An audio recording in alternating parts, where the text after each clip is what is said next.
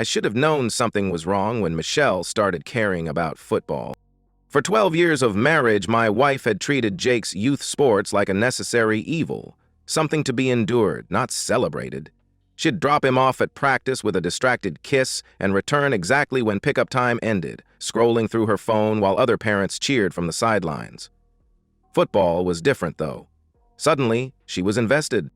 "I think I should get more involved with the team," she announced one Thursday evening, standing in our kitchen wearing a jersey she'd somehow acquired. Jake's number, of course, but it fit her curves in a way that seemed intentional. "Since when?" I asked, not looking up from my laptop where I was reviewing quarterly reports for the insurance firm. "Since I realized I've been a terrible football mom." She smoothed the jersey over her hips. "Jake needs to see me supporting him." The mortgage payment was due Tuesday. The lawn needed cutting. The hallway photos our family, frozen in annual holiday poses, watched me from their frames as I nodded absently. Everything looked perfect from the outside. Suburban success, responsible husband, devoted father. The kind of life insurance companies use in their brochures. But Michelle's sudden enthusiasm felt wrong. She started staying late after games, volunteering for team events she'd previously avoided.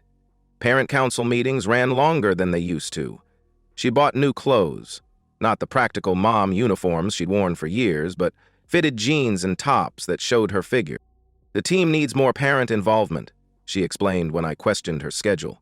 "Coach Ramirez says engaged parents make better players." Coach Ramirez. She mentioned him frequently now, always with a slight smile that didn't reach her eyes when she looked at me. Roberto Ramirez, the district's golden boy coach who'd taken 3 teams to state championships. The man other fathers respected and other mothers found charming. I wanted to believe her explanations. Marriage requires trust, and questioning that trust felt like admitting failure.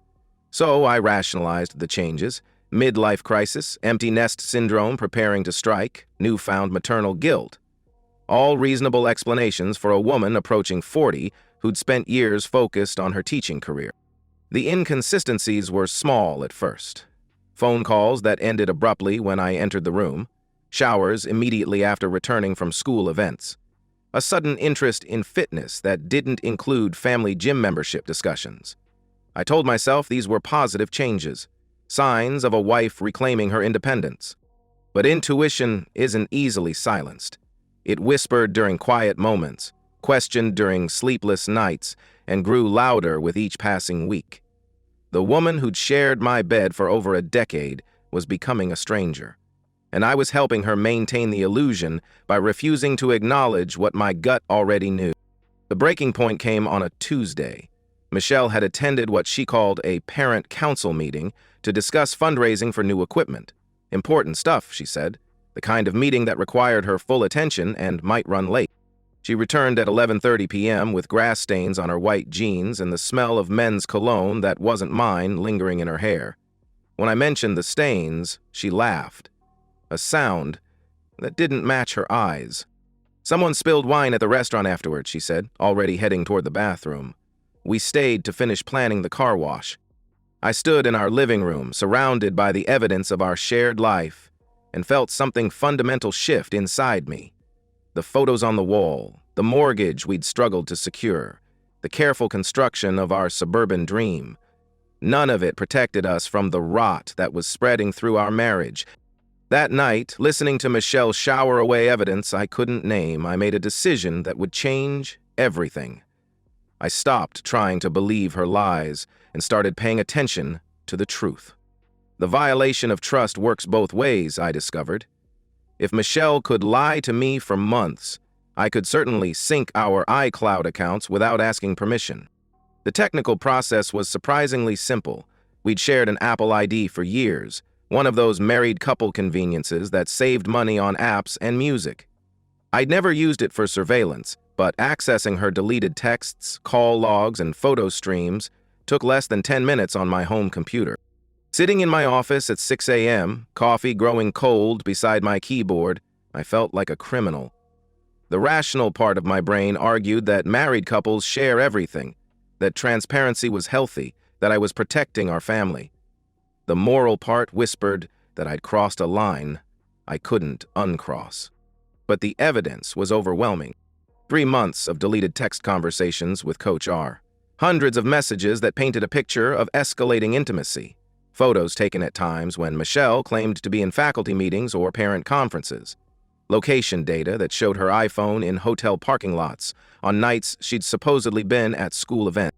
I approached the investigation like an insurance case, methodical and thorough.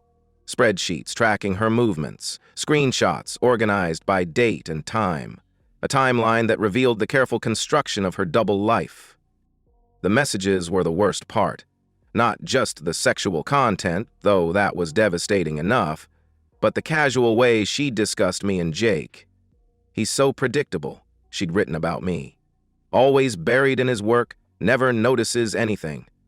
About Jake, the game gives us perfect cover. He thinks I'm being a good mom. I found her secret Instagram account, carefully curated to show her real life. Photos from restaurants I'd never been to, concerts I didn't know she'd attended, events that occurred during her supposed work obligations. The account had 47 followers, all people from the football community, all living in the world she'd created without me. The hotel room selfies were dated 3 weeks ago, the night she'd claimed to be at a parent council retreat. Michelle in a red dress I'd never seen, holding a champagne glass in what was clearly a hotel room. The next photo showed her reflection in the bathroom mirror, taking a picture of Coach Ramirez sleeping in the bed behind her. I stared at that image for 20 minutes, my coffee growing cold, my hands shaking slightly as I scrolled through the evidence of my wife's betrayal. The woman who'd shared my bed for 12 years, who'd borne my child, who'd built this life with me, she was documenting her affair like a teenager with her first boyfriend. The financial records were equally damning. Credit card charges at restaurants during her supposed work meetings, hotel bookings that coincided with school events she'd claimed to attend, purchases at Victoria's Secret, a store she'd never shopped at during our marriage. By 8 a.m., I had assembled a comprehensive case that would have impressed any insurance investigator. Michelle had been having an affair with Coach Ramirez for at least 4 months, possibly longer. She'd used our joint finances to fund her deception. She'd involved our son by using his football schedule as cover for her meetings. The evidence was both vindicating and devastating. I'd been right to suspect, but being right meant my marriage was over. I'd uncovered the truth, but the truth was that the woman I'd loved for 15 years had been systematically betraying me and our family. I printed everything: screenshots, call logs, financial records, GPS data. The stack of papers grew to over 200 pages. A comprehensive dossier of infidelity that would have made any private investigator proud. Sitting in my office, surrounded by evidence of my wife's betrayal, I felt something I hadn't experienced in months. Clarity. The confusion, the self-doubt, the desperate rationalization. All of it disappeared, replaced by cold, focused determination. Michelle thought she was smarter than me, more sophisticated, more deserving of excitement and passion. She'd constructed an elaborate lie and assumed I'd never discover it. She'd underestimated the man she'd married, the father of her child, the husband she'd decided to betray. That was her first mistake. It wouldn't be her last. Carmen Rodriguez had the kind of eyes that missed nothing, sharp, calculating, and completely without judgment. She'd been recommended by Margaret Chen, a family law attorney who specialized in high-conflict divorces. Former police detective, Carmen had told me over the phone, 20 years on the force, the last 8 in domestic investigations. We met at a diner on the outskirts of town, away from the suburban restaurants where Michelle and I might be recognized. I slid a manila folder across the Formica table, watching Carmen's expression as she reviewed my amateur investigation. "You did good work," she said after 15 minutes of silent reading. "But you're thinking like a husband, not like a prosecutor. What's the difference? Prosecutors need admissible evidence. Husbands need closure." She closed the folder and leaned back. "Which one are you?" I considered the question. 3 weeks ago, I would have said, closure. Now, having spent sleepless nights organizing evidence and cross-referencing timelines, I wanted something more comprehensive. "Both," I said. Carmen smiled, the first real emotion I'd seen from her. "Good. Then we can work together." She explained the legal requirements for surveillance, the difference between suspicion and proof, and the reality of building a case that would stand up in court. My iCloud access was legally questionable, but since I owned the family plan, most of the evidence would be admissible. The photos and messages, however, needed corroboration. "We need to catch them in the act," Carmen said. "Not just digital footprints, but physical evidence, photos, witnesses, documentation that can't be disputed." I authorized Carmen's full surveillance package: GPS tracking on Michelle's car, legally installed on a vehicle I co-owned, photographic surveillance during her suspected meetings, and background investigation into Coach Ramirez's history. The investigation consumed me. I found myself checking Carmen's reports multiple times daily, studying surveillance photos with the intensity I'd once reserved for insurance claims. Michelle's affair had given me a purpose I'd been missing: the thrill of the hunt, the satisfaction of uncovering truth. My day job became a cover for my real work. I scheduled client meetings around Michelle's suspicious activities, used my lunch breaks to review Carmen's findings, and spent evenings organizing evidence files with the precision of a prosecutor. The background check on Coach Ramirez revealed a pattern I hadn't expected.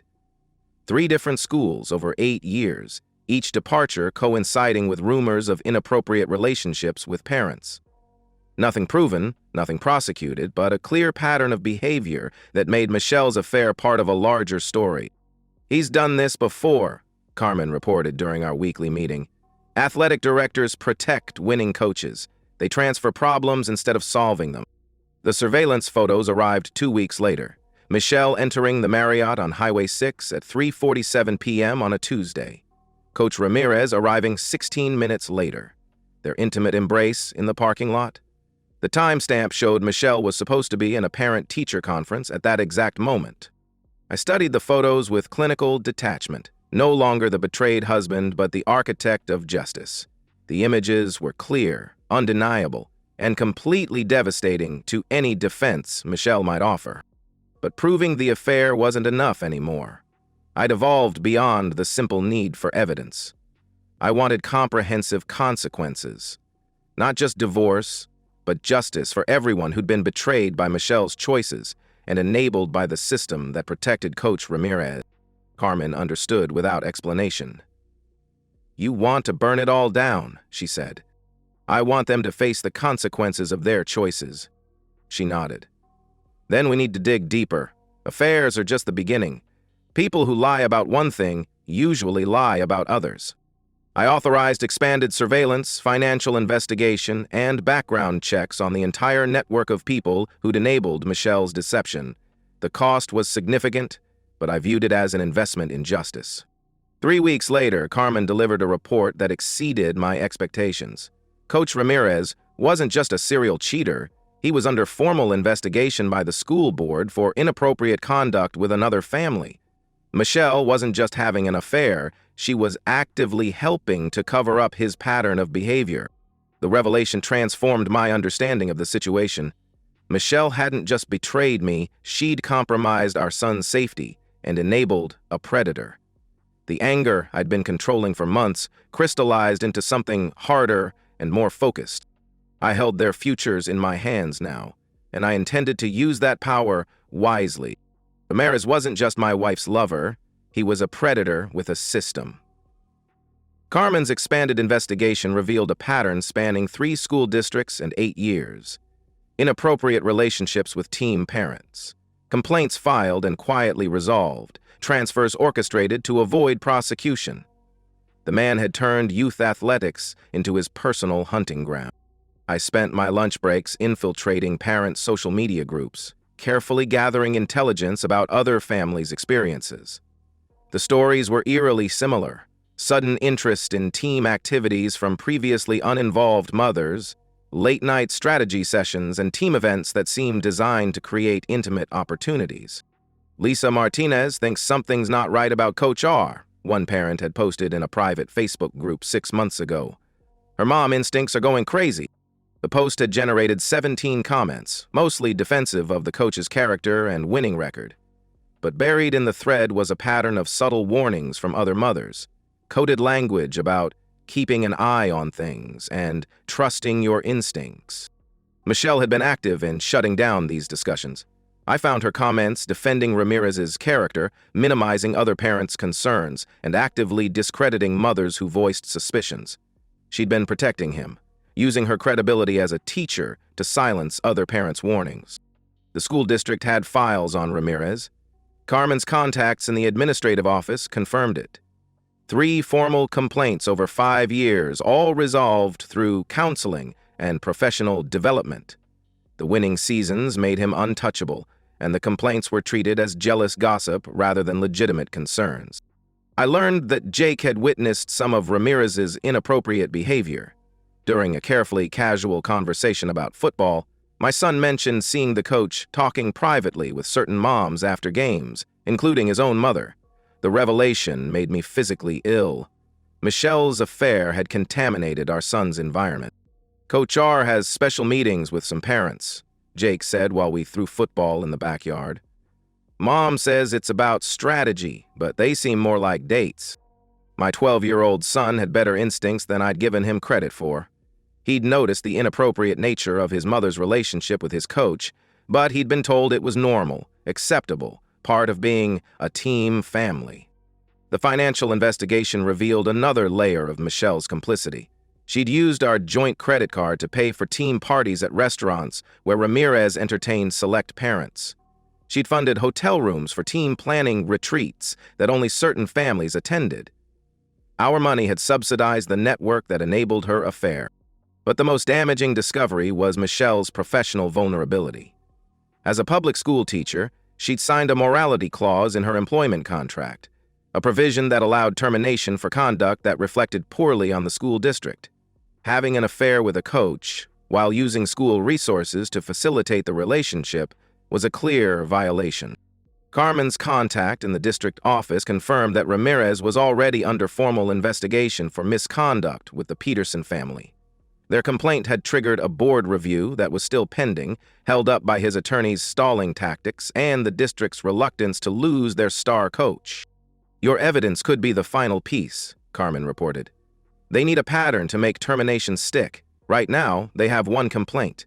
You can give them a second victim and proof of ongoing misconduct. The revelation transformed my understanding of the situation. I wasn't just seeking revenge against my wife's affair. I was sitting on evidence that could protect other families from a predator. The moral implications were clear. Staying silent made me complicit in enabling future victims. I made copies of everything and organized the evidence into separate files, one for my divorce attorney, one for the school board, one for the district superintendent, and one for the media if institutional pressure wasn't enough. Michelle had chosen to protect a predator over her own family. She'd silenced other mothers' warnings, used our resources to enable his behavior, and exposed our son to inappropriate conduct. The betrayal went far beyond adultery. It was a systematic compromise of everything I'd thought she valued. The coach's playbook was about to be exposed, and Michelle's name was written all over it. Margaret Chen's law office occupied the top floor of a downtown building with floor-to-ceiling windows that offered a commanding view of the city. She was younger than I'd expected, with the sharp efficiency of someone who'd built her practice on high-conflict divorces. "You've done exceptional work," she said after reviewing my evidence files. "Most clients come to me with suspicions and credit card statements. You've brought me a federal case." The morality clause in Michelle's teaching contract was even more comprehensive than I'd hoped. Any conduct that reflected poorly on the district, violated professional standards, or compromised the educational environment could result in immediate termination. Using school resources for personal affairs, including team events and district facilities, was specifically prohibited. "She's violated her contract in at least 6 different ways," Margaret explained, highlighting relevant sections. The affair itself, the use of school resources, the failure to report inappropriate conduct by a colleague, and the active cover-up of misconduct allegations. The legal architecture of my revenge was more sophisticated than I'd imagined. Michelle's employment contract created multiple vulnerabilities that could be exploited sequentially for maximum impact. The divorce would be just the beginning. Her career, her reputation, and her financial security were all at risk. "We can coordinate with the school board investigation," Margaret continued. "Time your evidence release to coincide with their hearing. That way, she loses her job and her marriage simultaneously. The strategy was elegant in its simplicity. Present the evidence to the school board first, triggering Michelle's termination for contract violation. Then, file for divorce, using her job loss and moral turpitude as grounds for favorable custody and asset division. Finally, support the criminal investigation into financial fraud. Michelle's use of district resources for personal affairs could result in felony charges. "What about Coach Ramirez?" I asked. "He's already under investigation.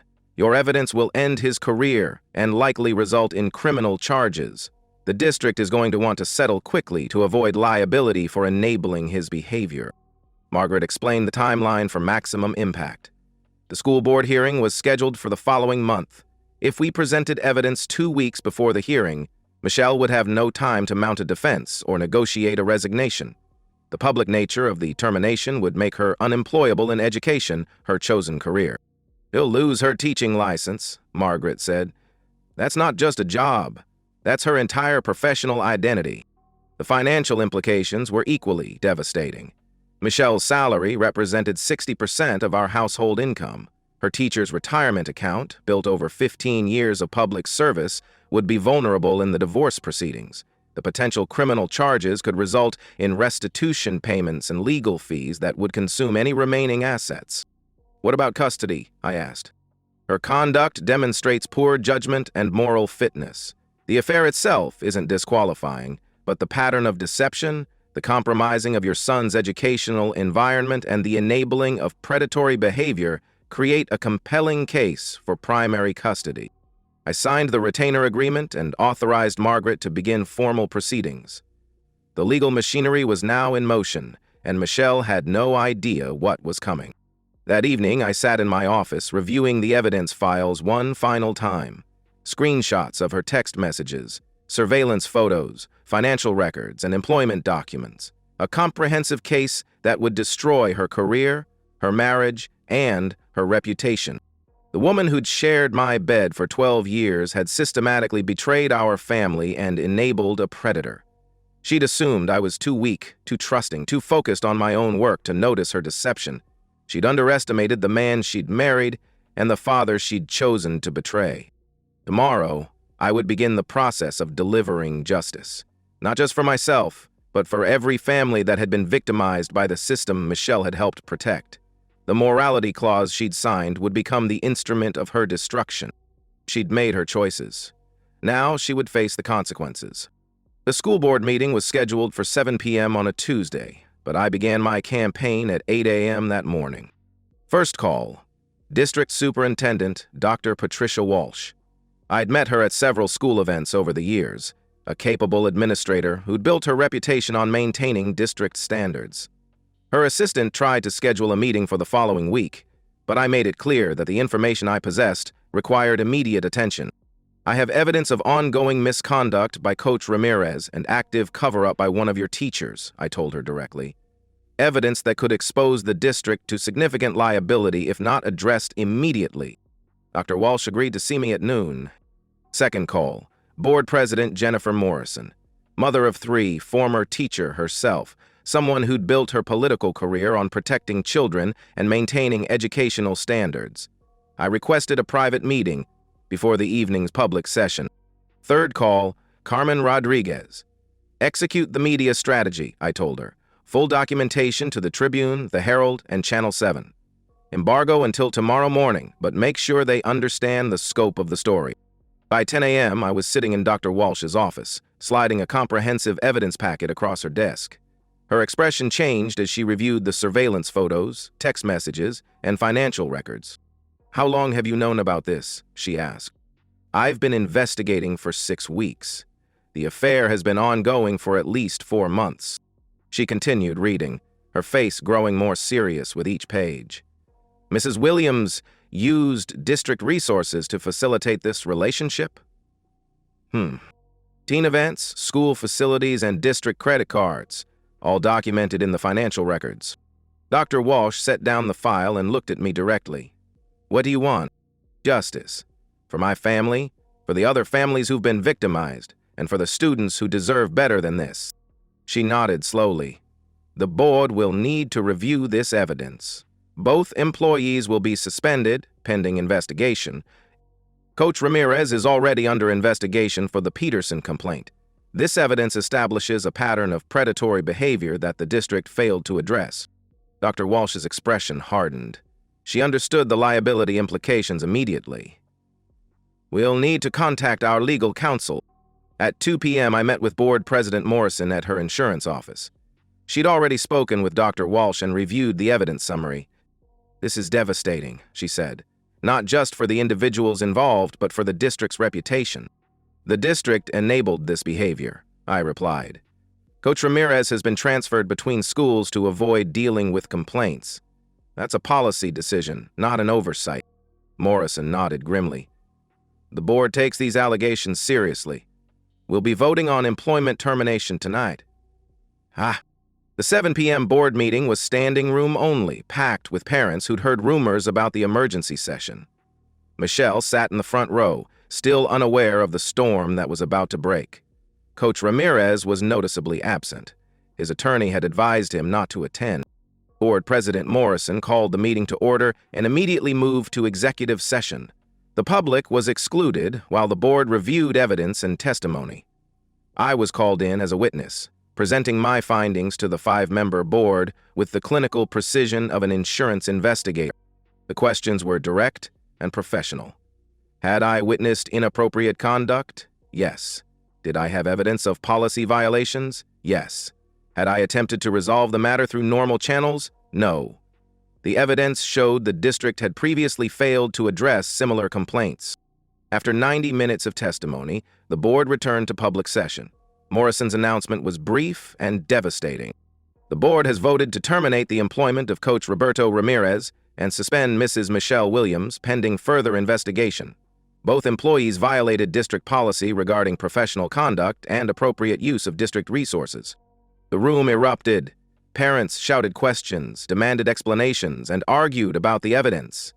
Michelle sat frozen, her face completely white, finally understanding the scope of her exposure. I watched from the back of the room as her world collapsed in real time. Her teaching colleagues avoided eye contact.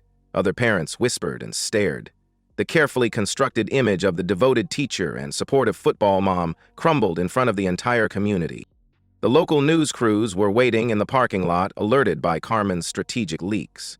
Michelle walked past them without comment, but the footage would lead tomorrow's evening news. Local teacher suspended in misconduct investigation. By 10 p.m., the story was trending on social media. The district's Facebook page was flooded with comments from parents demanding answers. The high school football team's season was in jeopardy, with their coach terminated mid-season. I drove home alone, listening to talk radio discuss the scandal. The hosts were speculating about the evidence, the district's liability, and the impact on the athletic program. My private betrayal had become public spectacle.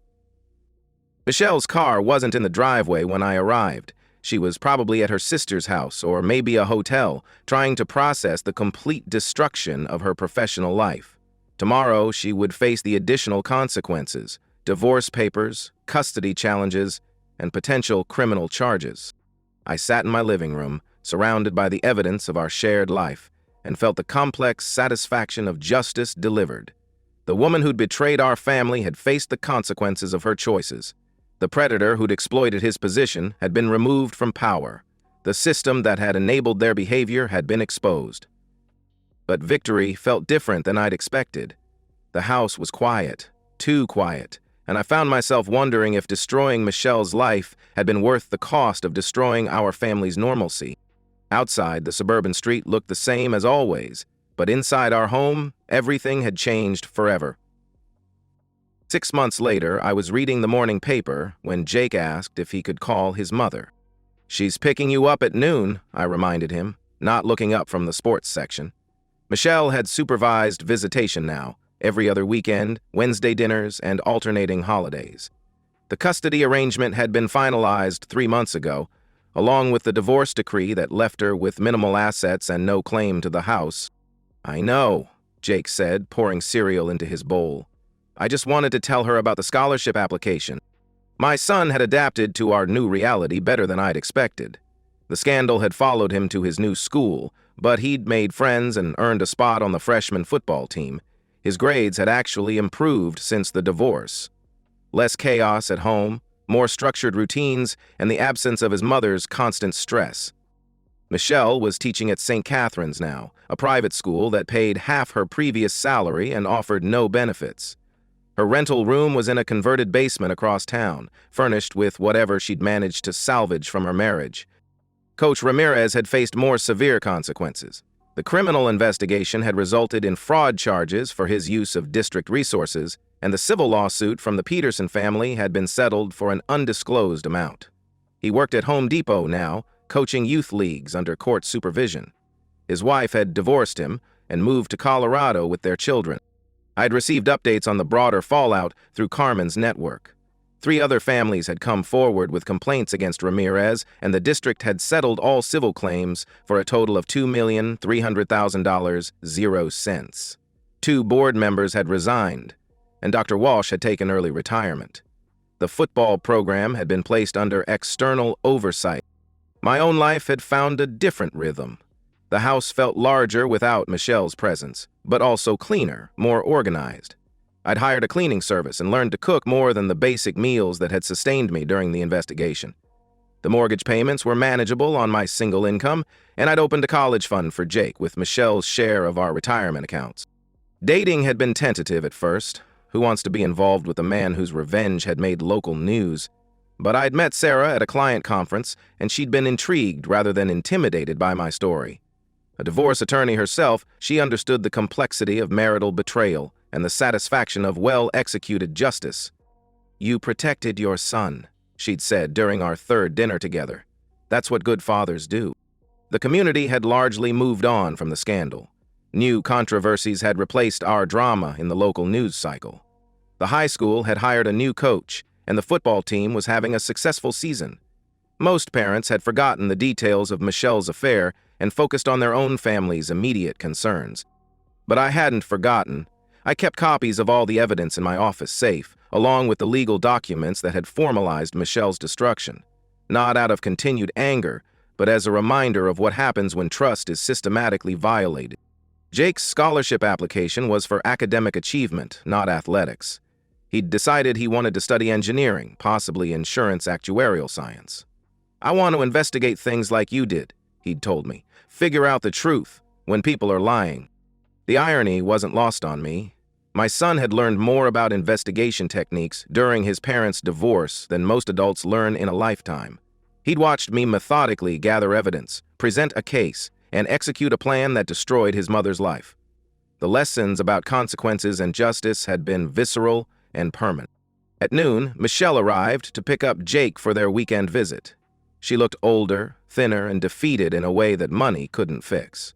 The confident teacher who'd managed classrooms and charmed parents had been replaced by someone who apologized for existing. "How was your week?" she asked Jake, avoiding eye contact with me. "Good. I got accepted to the honors program." "That's wonderful." She hugged him with desperate intensity. "I'm so proud of you."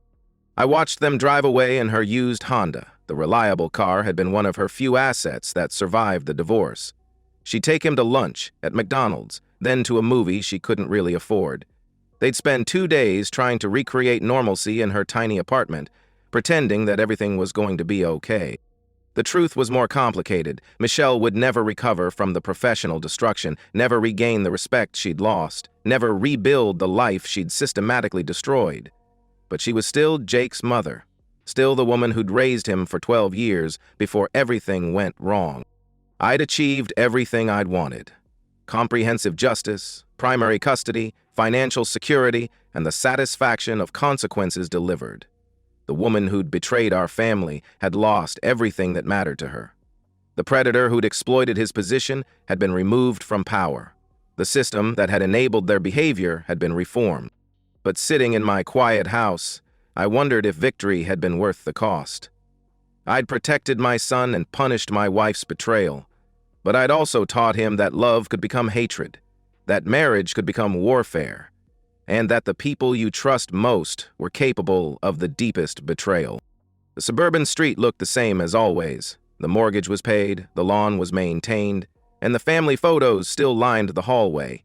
But the perfect life I'd once ensured was gone forever, replaced by something harder and more honest. I'd learned that revenge was a form of justice, but justice wasn't the same as healing. The wounds Michelle had inflicted would never fully disappear, no matter how complete her punishment had been. The new normal was better than the old lies, but it was still a life rebuilt from the ashes of betrayal. And some things, once burned, could never be made perfect again. And so, we've reached the end of today's story. Was it what you expected, or did it take a twist you didn't see coming? I'm curious to hear your thoughts. Share them in the comments below, and let's get a conversation going. If this story kept you hooked, make sure to hit that like button. And if you're new here or just haven't subscribed yet, now's the perfect time to join our community. I bring you fresh, captivating stories every day, so click that subscribe button and turn on notifications so you never miss out. Thanks for watching, and I'll see you in the next one.